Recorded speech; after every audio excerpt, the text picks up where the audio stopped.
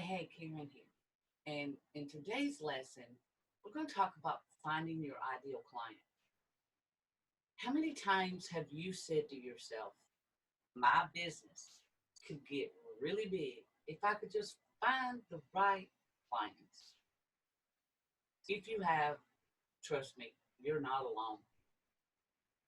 There's a ton of entrepreneurs that I know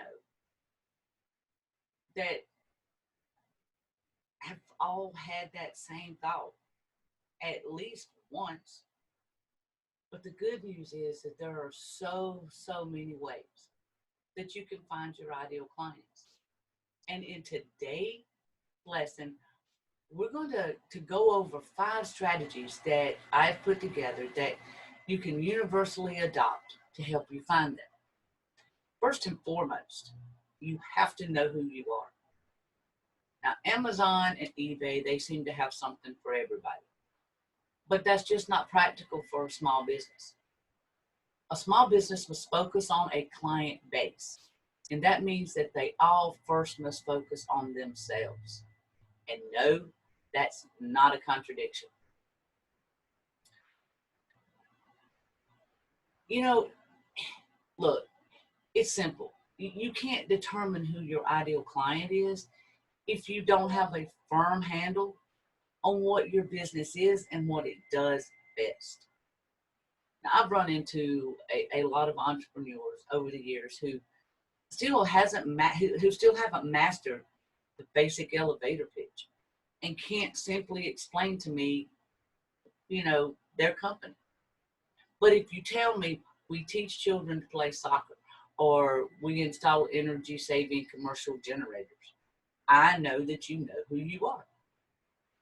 Then you've got to know your competition.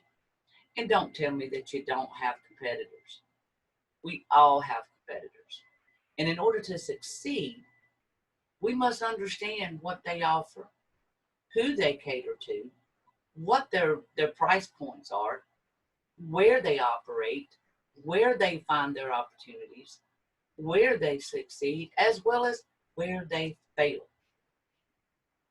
By getting to understand your ideal client in this way, you'll see that, the openings that are there for your business to find more clients and perhaps the things that you must do to, better in order to get more business from your existing clients. Now, as you're making this list of your competitors, be sure to include both your traditional competitors and the businesses that are actually disrupting your industry. And include the ones on Main Street as well as the ones online. And you've got to do your homework. You've got to read the papers, the magazines, the websites, or the blogs that are related to your industry. Is there a LinkedIn group that is related to your industry that are, that's for businesses like yours? There is, then join it. Is there a Twitter chat that's dedicated to your industry? Then participate in it. And as you read and you listen, your goal is to focus on what your industry is saying about opportunities. What do the leaders in your field say about what the future holds and where the clients will be in, say, 3 years or 2 years? The good thing about doing your homework is that it's a lot easier than what it used to be. Now all you have to do is go on to Google News and you can set up alerts for key terms of your industry. You can use the name of your competitors and the economic factors most likely to have an impact on your industry and your business. But one major thing here, and do yourself this major favor, don't have your alerts delivered more than once a week. And the reason is because you're doing your homework to actually take place of your real job, which is running your business. And don't be afraid to ask your peers. I mean, I'll admit, this one can be hard. What I'm asking you to do is to conduct interviews or surveys to better understand who would be interested in your product and services. You know, just as technology has made delivering alternative finance a lot easier, it has also made it simpler to gather information from people who don't know,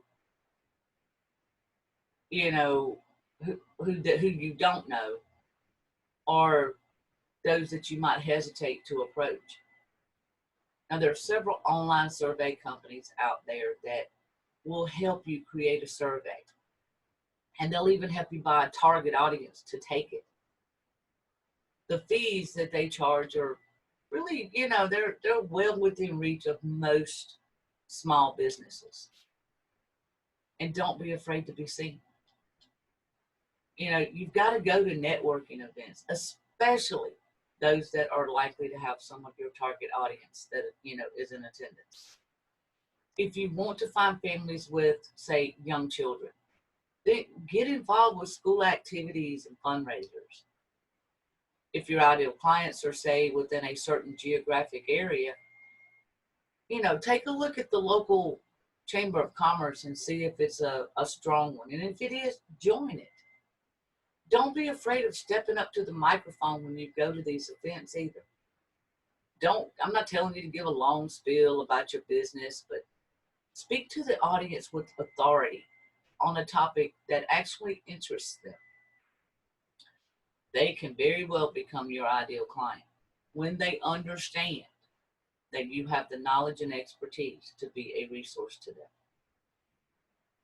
Now, your assignment for this lesson is to download and complete the Ideal Client Worksheet, which is posted below the video and, you know, here, as well as in the file section in the Facebook group. Then when you finished it, I want you to post it to the Facebook group for feedback and help in getting to the heart of who you are meant to serve. Thank you for joining me today, and I will see you in the next lesson.